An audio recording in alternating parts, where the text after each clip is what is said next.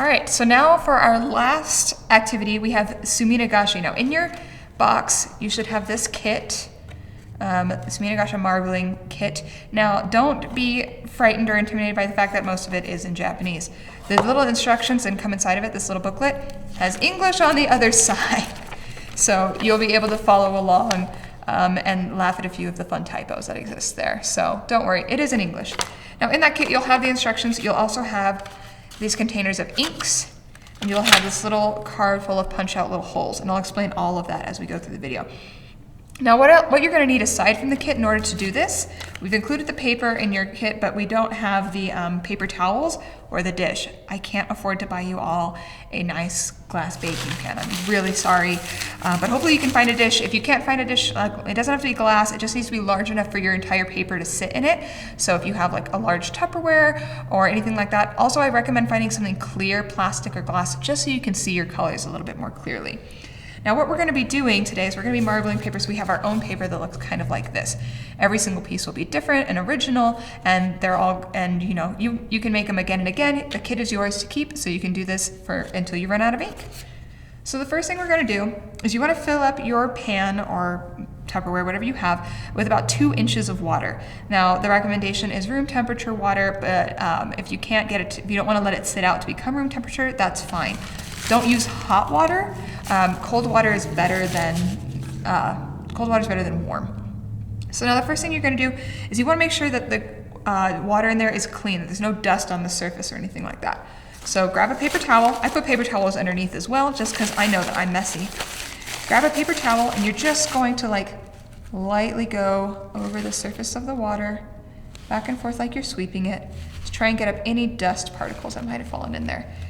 Now, if you don't get them all, that's okay. It's not going to ruin your marble print. It just might create air bubbles or strange little patterns that maybe you weren't anticipating, which can be part of the fun. So if you don't get them all, it's okay, don't worry. The next step is to take one of these little punchy guys, these little punch out holes, and you're just gonna pop one out. And now you actually just wanna put it in the water. Now, you don't wanna let it just float on the surface like that. You wanna make sure it gets really wet. So you're gonna push it down all the way down to the bottom to make sure it gets nice and covered in water, if you can, if I can get it. I'm just using a plastic spoon. There are better tools for this. So if you have something else pointy that's not a plastic spoon, use that. But yeah, so you wanna make sure it gets nice and wet. You also wanna make sure that the white side is up, and you wanna try and center it as best you can. Now obviously it's water. You don't have a ton of control over where this thing goes unless you're some kind of water demon, and at that point, kudos to you. But you have your little floaty dot. Now what you're gonna do is you're gonna pick your colors. I'm gonna start with blue and red today. So you're gonna open them up just like this. Now it's basically a little squeeze bottle. You should not have to squeeze this to get the ink to come out. It should be fairly ready. So you're gonna position it over your dot, and you're gonna let one drop fall into the water. Now if you'll see, the dot kind of lets the dye go and just fill out through the water. Obviously this thing is also going to move. It's not going to be in the center the entire time. That's also okay. That will lend itself to some interesting patterns. I'm going to do blue and then red. Do a dot of red. Whoop. Yeah, see, so that one didn't go all off in the same time. That's okay, not a huge issue. And then I'm going to do black, I think, for my next color. Now it's not still in the center. If I try and move it to the center, I will disturb these puddles, so I'm not going to bother trying to move it. You're welcome to do that if it's, you know, if that's where your heart's at. But so I add the black, and I think I like these 3 colors, so I'm just going to keep going in this order: blue, red, black, blue, red, black. Now most Suminagashi, if you look up any other videos or anything online, you'll see that typically they go in concentric circles. By virtue of this method with the floating dot, they're not going to be concentric perfect circles every time. It's going to be more organic, random shapes, which is fine. I think it adds a little bit to it, makes it more interesting. So then you're going to get some really unique patterns this way. Now you don't have to stick to 3 colors. You can use all of them. You can use just 2. Another thing that you can do if you want white to figure into your design is if you get a cup and mix equal parts water and like dish soap, not equal parts, sorry, a smidge of dish soap and water, and use a paintbrush, that will actually create little white rings or little white spaces that you can do whatever you want with. So Oh, I'm sorry. I think black is next. That wasn't quite enough. That's fine. Black goes a long way. And again, there's not really a wrong or right way to do this. You're creating your own unique pattern, and it's going to look like what it looks like.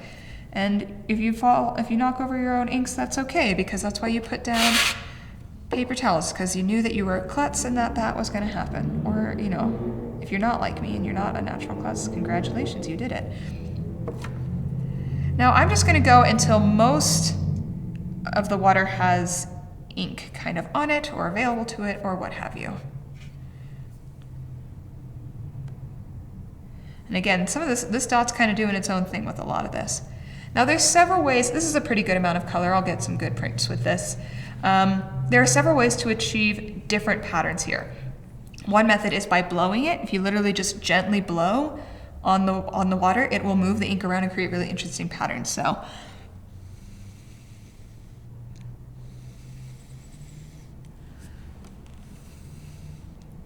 you see we get like a lot more ripples, a lot more jagged of an effect. I can also take my spoon or whatever pointy object you have, and you can drag it through. And if you can see as it goes, it'll cause little swirls in whatever you're doing. So you get more of like a swirly sort of effect. And you can just play with it, blow on it, move stuff around, whatever, until you like what it's doing. Now I'm pretty into what's happening here. So I'm gonna go grab my paper, which I forgot on the other table. Now this is the most crucial step, is the laying down of your paper. From here until here, it's just been like, have fun, do whatever you want, get creative. This is where you have to be a little bit careful. Now you want to lay your paper down on top of the ink, on top of the water in one solid motion. Don't push it down, lay it down gently. If you try and push it or try and move it once it's there, you're gonna smear your own ink, distort your pattern, or even like just create weird blurred lines. So, just gonna drop it like that. So once you lay it down, you just want to, you'll notice the edges are curling up. That is okay. The natural absorbency of the water and the paper will eventually actually make the whole thing lie flat. And then you can pull it up and it should be okay. But don't try and touch it. You're going to smear your ink around and distort your own design. So let it sit for a little bit. Let it absorb the water. All right, so I've waited a few minutes and it's almost entirely flattened out, which is great. The next step, you want to make sure you have a paper towel on hand for this because it's going to get a little wet in here. So, and luckily, like these inks, if they're on your hands, they come off real easy. I've been doing this all morning and it's really only stuck underneath my nails, and that'll come off once I scrub them. So you're going to push the whole thing down. So you get a little bit of a print on both sides, and then you're just going to pull it up and you're going to lay it down to dry. Oop, where'd my other, here we go. So you're gonna dry your fingers as best you can. Now, let me show you guys what it looks like. Now this one's a little bit more muddy. That's my own fault.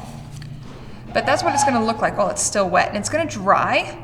If you're worried about it drying quickly or stuff, just lay it down flat as best you can. You might need to dry it on both sides. You'll get a little bit of color run, but not too much. So let it dry. It should dry flat. This one dried mostly flat. Once you're done, you can fold them in half to create your own handmade Valentine's card. It still works like regular paper. You can still write on it just fine with a Sharpie, with a regular marker, whatever you want to do. Make it your own. You'll have a fun little print on the inside too once you push it down. And now you might be wondering like, well, what about all of this other ink that's in there? You can make two prints from one thing. So once you've pulled it out and it's swirling, now this one's going to be more faded and it's going to be a little bit more muddled, but that might be something you're interested in. So again, you can just plop down another one. I'm gonna wait for my little floaty dot to get out of the way.